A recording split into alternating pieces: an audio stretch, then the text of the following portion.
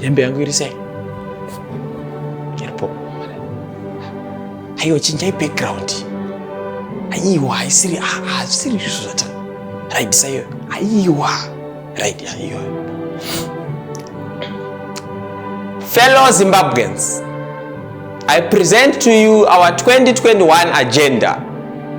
This is the year of change. We have always talked of change, pango pacho ikasaitika, but tukuti 2021 do gore, our change is coming. Igore reshanduko, igore resimbiso ya vanhu. Umnyaka eshanduko esgugugu abantu indebele. Us as the leaders, we are winning. Tiri ndichakuudzai kuti tiri kuwina chii, but zviri kufaya. Imi miramba muchingotiteera chete, zviri kuita. Douglas Ngonzora, we are afraid of you. Douglas Ngonzora, we are not afraid of you. Pakadzirise baba. Still alive, President. The year has come now kuti tese tibatane sevanhu kuti tinorwisa mhandu to fight for our democracy. Topinda mukombi yemushikashika kuti tinorwisa vavengi. Manekizi kubaiwa. Ichasvika mbuye kana asina kubaiwa awani basi. Ukisaijo.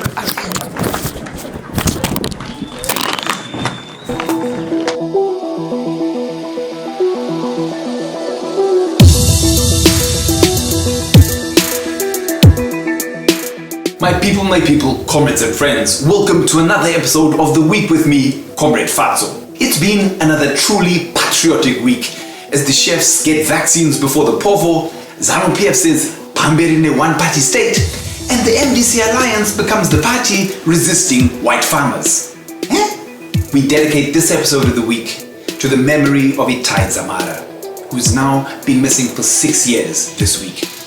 We will continue your struggle for truth and justice, Itai. Salute. The media industry woke up to sad news this week as we lost one of the pioneers of Studio 263, Anne Mira, who played Vimbai Jali in the soapie. She was only 38 years old. Rest in peace, Anne. In news that stunned absolutely no one, it was revealed that the sons of Information Minister Monica Mutrangwa may have got COVID-19 vaccine jabs ahead of deserving frontline workers. Tawanda and Tinotenda Mutrangwa posted pictures and videos of themselves on the gram, allegedly getting the jabs last week. And then after that, they went kubawa and posted that on social media too. COVID for who?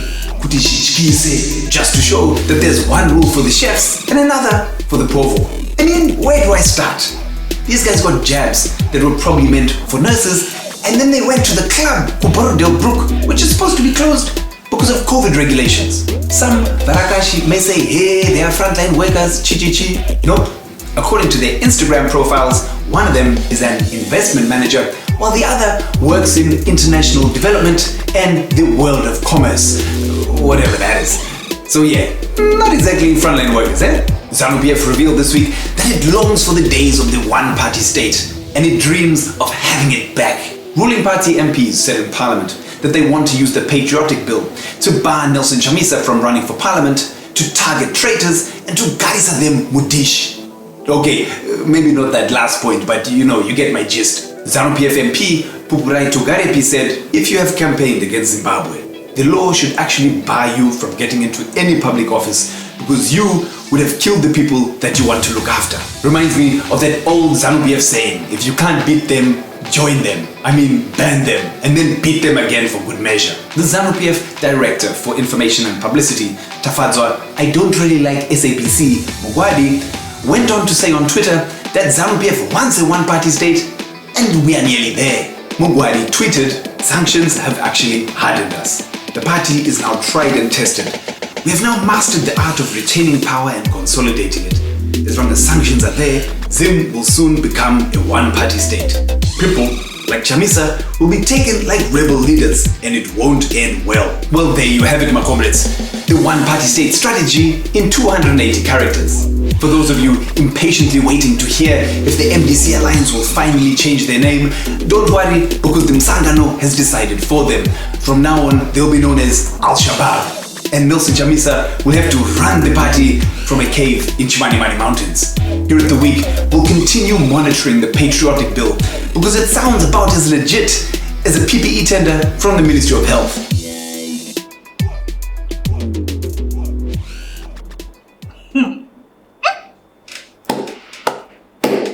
Mashura. Why don't you get an Easter language? We need to invest. Anywhere.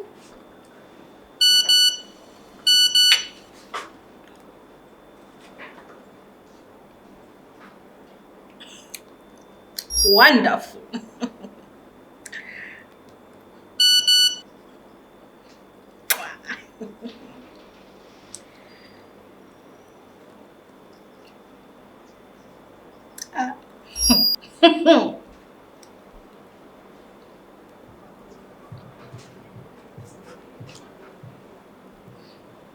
Name.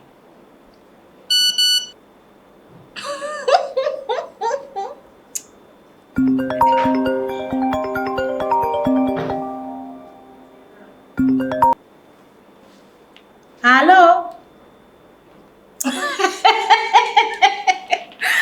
I'm standing. Totenda kai mimi nayo. Ndimaka nyasomanyisa jet muri background. Ega, sitingori ma expatriate investors. Dr. Sheet. Yeah. The sad situation around the eviction of the Chilonga villagers continues. After the outcry about the planned eviction, the Hurment quickly released a new statutory instrument claiming it was actually for an irrigation scheme, not a Huswa scheme.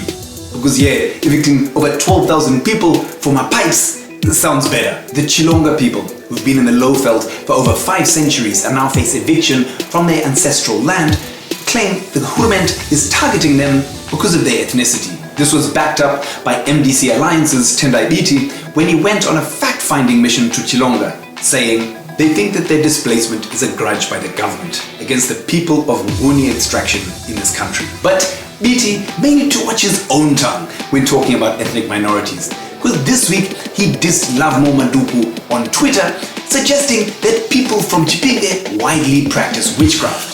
Lavmo, you are very wrong. Your contextual approach in the context of this debate is pure witchcraft. But then again, you are from Chipinge. Really, TB? Maybe think and take a deep breath before you tweet next time. We now cross over to the sports report with Munya. Thank you, Comrade. And today we have 2004 to 2015 MVP of the Chimurenga Raptors, T. Rizzle, who was just announced her retirement. We have some people on the ground.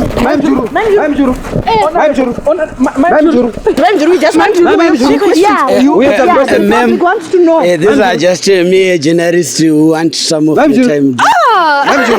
You are welcome to my time. Oh, okay. There's a rumor you are stepping out of the game.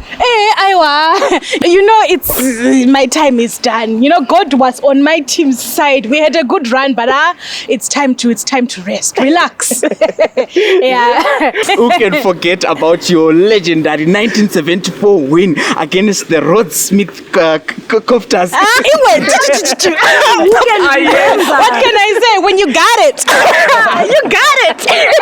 But you know, actually, who can remember it since the post-game VR ballistics actually. So what are you doing now? You know, I just am going to retire to my farm, be with my family. Farm that you illegally obtained and evicted the actual owner. The farm is all mine. Saka mukuri machi. Tine turima fodga. Itwach bage. Roads grassy.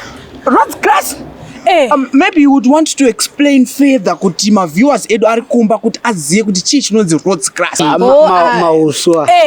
Iswara nodyiwa kane mombe. Inowanikwa all over Africa. Ndo zvatinenge chiita izvozvo. Saka zvinoreveka kana muchiti makatora nyika but muchiri kudaidza masoro emuAfrica kuti roads. Saka imimi you admit kuti makatora nyika kuti mutonge but maitoziya zvenyu kuti hamuna kana plan yamuinayo muchitotamba zvenyu noto neleadership. Ma'am, Juru now needs to rest. She has done her We have some questions. We have some more questions.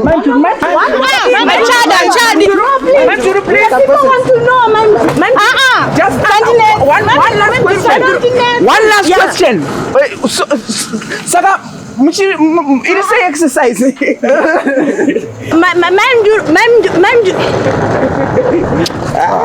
But I'm a mama who's once already. And it's anti out of base. Kazomanya. Kuna ubati. Go bati ngo. What is 2020? Takakuna na 2021.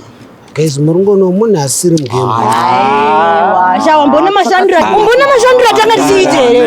Nei, asaka imi mungatushandisa Sida kushanda kama ni. Aiwa. Ashitora. Andizo ngokufonera futhi. Tutora futhi. But thank you guys. Aiwa. I am sorry moyo guys.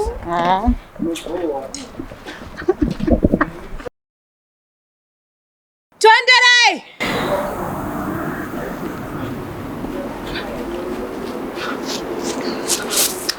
Okay.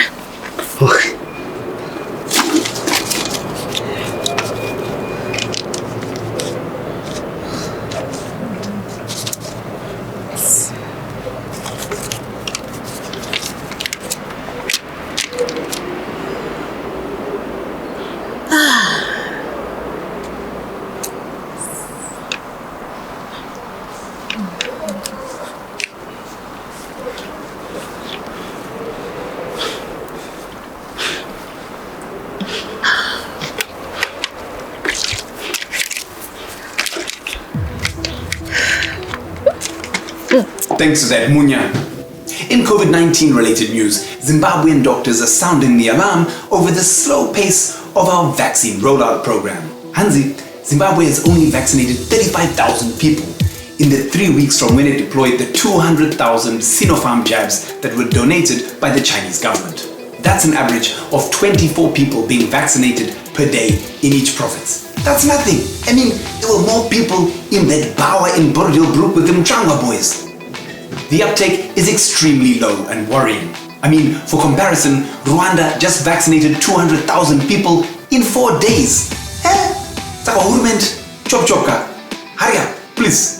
We're waiting. This is why we need a clear and transparent vaccine rollout plan from our hurment. Join the People's Vaccine Campaign and sign the petition here. Still on a COVID tip, guess which big COVID denialist might just have got COVID? Yep, Africa's COVID conspiracy theorist-in-chief, Tanzanian President John Magufuli, is currently being treated in hospital in Kenya after allegedly catching the Rona. Magufuli has questioned the reality of COVID, has refused to buy vaccines for his people, and said that the virus can be combated with just prayers and some herbal-infused steam therapy. Yeah, okay. How's that working out? Thanks for joining us on The Week. Follow Magamba TV on social media. I've been Comrade Fatso. You have been the people. This has been The Week. Thank you. Passing in one party state and food sack.